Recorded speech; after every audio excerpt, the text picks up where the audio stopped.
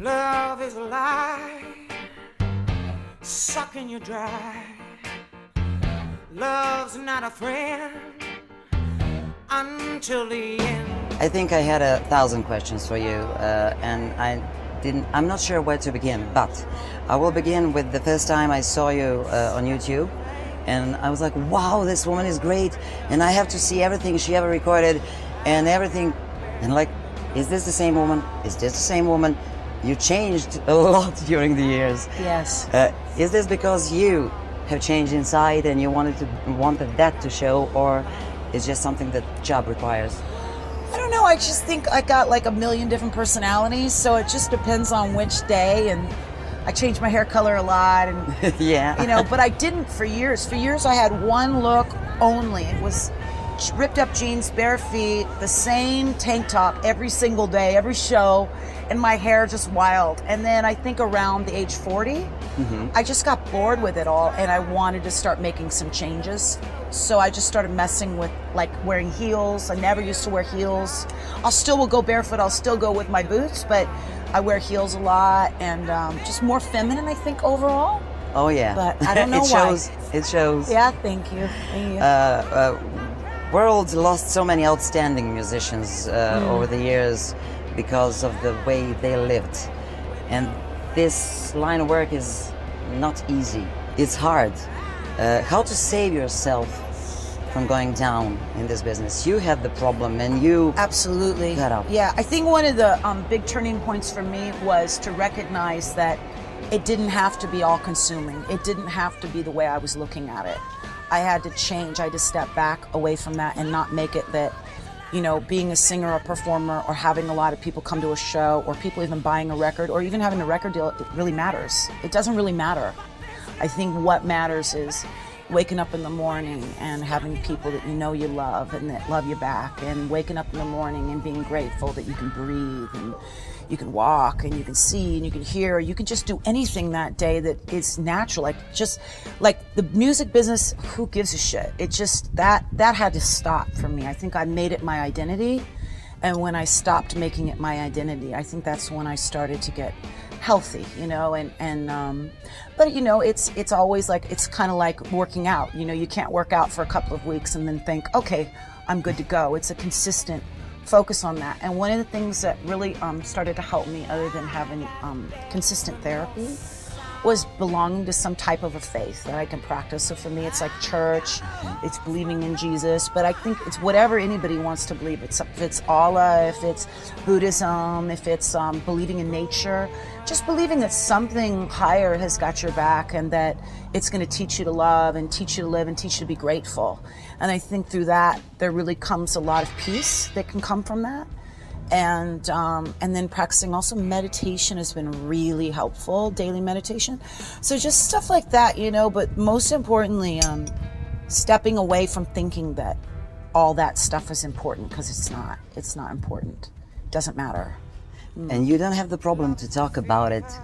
Is it because you want to help other younger people? I don't know. I mean, I don't want to seem like, you know, I'm this, you know, guy that's trying to like save the world. I mean, that's not, you know, my thing at all. I just think that it's a shame to not share things that have helped you, because then it kind of goes in vain. So if something has helped, I think it's important that I pass that forward in any way that I can, just to be open about it. And also it reminds me too to not be ashamed, you know what I mean? I think that a big part of mental illness as well as addiction is shame. And I think that is really like a trap, it's a cage. So I think that when you're open and you just share about your experiences, it teaches you that you're just a human being, you know, going through the motions of life, and there are the ups, there's the downs, you have your strengths, you have your weaknesses, and it's really okay, you know? But being open kind of helps me with that. That brings me to a question. Young people today who want to be musicians and want to go on tours, they all think it's like, wow, it's great, it's glamour, and they want to be a rock stars. And when people look at you, when they meet you and look at the way you live, and you are a rock star, but you're not a star in the modern kind of way. No, I don't have any paparazzi chasing me around, thank God. Oh my God. Who is the star today? Who was the star for you? Oh, who's a real star? star, real rock for me? star, To me, a yeah. real rock star is my husband. He's amazing. He's very, very strong, but at the same time, he's incredibly vulnerable. He's incredibly generous. He takes it, man, as it comes, and he always finds the good in everything and in everyone. He's amazing. I mean, to me, a rock star doesn't really have to do with music. It has to do with the way you look at life, and that's what he is. You know, I'm nothing like Scott. Scott is my hero, you know. He's got endurance, you know, and he's just special, you know, but yeah. Yeah. He's the best. Yeah. And when you're on stage, you look like you could be a part of totally different decade in music. Would you like to be a part of some other decade in music, or just Yeah, you this know, is it?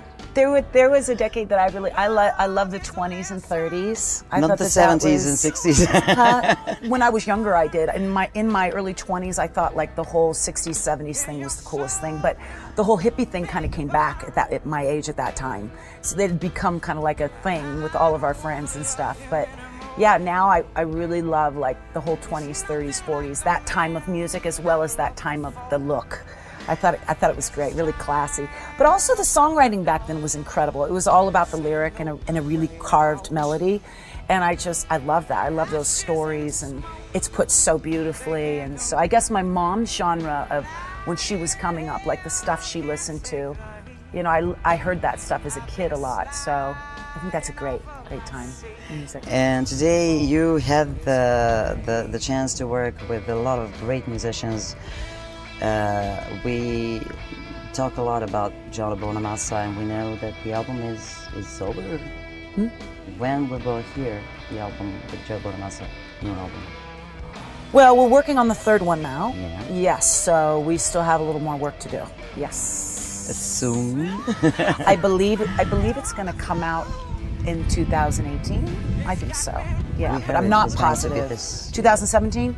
Yeah, maybe it will. I'm not sure exactly what they have planned. And what do you like the most about that collaboration? Well, I love working with Joe. Joe was very, very, his vocabulary as a guitar player, he really can play any genre. So it's easy, you know, I mean, you can throw anything his way and he can just kill it, you know? And I also love that he's really open to eclectic albums. That's something I've always loved. He doesn't, he's not into that belief of that whole cohesive thing. Like, to me, the word cohesive is just boring. And I love that he's open to that, you know, and having fun with that. Also, you know, he's not only an incredibly talented person, but he's incredibly disciplined and really cares about doing his job, looks like that, killing yeah. his job. Yeah. So Like so he serious. he just, I think, has so much respect and is so humble before music, and I think that's why he's one of the best there is that I don't think he ever thinks it's about him. I think he always thinks it's about, you know, music and working at it. And like, look at him as a singer. He just keeps getting better and better as a singer as well. I'm listening to him sing now and I'm just going, God, you sing your ass off. But he's always working at it, and he's always touring, you know, so he's always sharpening that. And you will go on tour with him maybe next year? Oh, I don't know. No, probably not. We don't really tour together. We may do a couple of shows here together, here and there. Also, in the past, when we did do a short tour, it was because we were gearing up to do a live DVD at the Cray. So I'm sure if we were to do another DVD, we would probably tour for a couple of weeks as well for that. But no, I mean, he's out doing his thing, and I'm out doing my thing. And when we come together to make a record, it's always fantastic. So, Who would you like to work with and you didn't? well, you know, brokenhearted over Leonard Cohen. I would have loved to have done anything with Leonard Cohen, you know. I even have a song about him on this latest record called Love Gangster.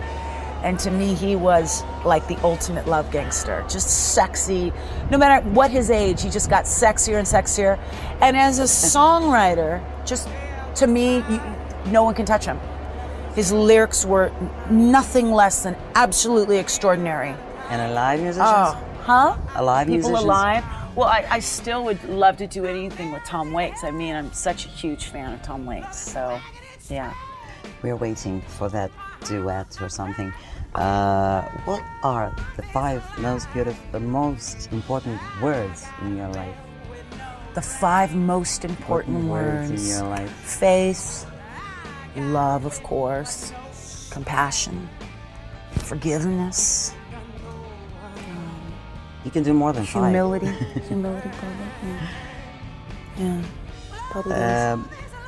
I know there's no recipe for happiness, but Gratefulness. when you That's to me the recipe. It's gratefulness. to be grateful and Yeah, if everything. you can be grateful, you can be happy. If you can't be grateful, you can't be happy. I really think that's the key to happiness is gratefulness. Whatever you got, not longing for more, not tripping over the past and wishing things could be different, but being right here and right now and being grateful, finding what is good in now. And I think that, that's kind of like the difference between heaven and hell. I can be in heaven right now by finding the good in everyone I see and everywhere I go, or I can be in hell right now by finding the negative in everyone I see and in everywhere I go. So it's like that happiness, that freedom, I think really comes from being grateful. And that moment, after all these years, when you hit the stage and when lights go down and you have to start singing, what are you thinking about and how are you feeling today? Well, I definitely think about taking care of my throat and, doing what my coach has taught me, just take care of it, because I am on the road so much. So it's not like I have a show this week and then I don't have a show for months, It's always working. So I really think about taking care of my throat out there. I think about being honest and vulnerable, even on nights that I don't want to be, and forcing myself to be open. That is a part of what my music is. It's about being open and sharing a story. So if I'm not willing to do that, it's not going to have the same impact behind the songs. Also to remember during that show that I am with a group of musicians that are incredible and how lucky I am to have them, and to listen to what they're doing on the stage, interact with that. That's my reaction to them is so important, our reaction to each other. And to remember to not just get caught up or thinking it's about me, because it's not. It's about the audience. And we are not special. It's our job to serve the audience. So really keeping that in mind, yeah. When we talked on the phone, you said that you like to taste food. Good Love food food. everywhere you go. Oh my God. No, I'm How such do you a foodie. keep such a good looks? No, I don't. Well, I work out like a maniac, so I've always been into exercise, and it's really good for my mind. Mm-hmm. But I do like a lot of working out, a lot of swimming, a lot of bike riding, and a lot of yoga. But also like eating, because I'm such a big foodie, and I'm such a recovering addict that like I can't have sugar, I can't have dessert anymore, and I can't have bread and pasta and rice. I can't. Because I ate so much of that shit for so many years that I actually gave myself a blood sugar imbalance. So I take medicine for blood sugar. So it was like my doctor said, okay, you can eat all that crap and you'll weigh 500 pounds and you're gonna be full-blown diabetic. Or you can give that crap up and be able to do your show and be healthy. I'm not sure you're going to eat a lot in Serbia and Croatia. I know, I had to do it. I had to give it up. We but have every a now great and then food. yeah. We have a great food. Yeah. And when you go home after touring for months, when you go home, what is it that you do first? There's a lot of things I And do. listen and Yeah. The or- first thing I do is I hug and kiss my dog. I love my dog so much, and I hug and kiss the guy who takes care of our house and our dog for us when we're away. I love to garden. That's the first thing I do the next day when I wake up. Is I get up, I go out in the garden, I work in it all day, and I'm covered in mud and sweat, and then I constantly am washing myself off with the hose, and I'll be out there for 9 hours, and I just love it. And I love to paint, and I love to cook. I love to clean the house. I know that sounds nuts, but I love it. I'm like a psycho cleaner, so I get down and do all kinds of like little itty bitty stuff. If I see a mark on the wall, I go out into the garage and get the paintbrush and I paint over it. So I definitely have a little bit of obsessive compulsive disorder, but I just like being a homebody. I like to do things for Scott. Like I love to cook for him. And then like I'll have little dinner parties, little tiny dinner parties where I have some friends come over and we just hang out and we eat and we talk, and yeah, so I stay home. I don't really go anywhere. Yeah. That's great. Thank you very much for doing this, you. and we will see you in Zagreb and Belgrade. Thank And you. we're And happy you to have see this, you. I just want to say for the record, the sexiest voice, the most amazing blue eyes. You are a beautiful woman. I love you. Thank you so much. Thank you for the interview. Thank you. Appreciate it.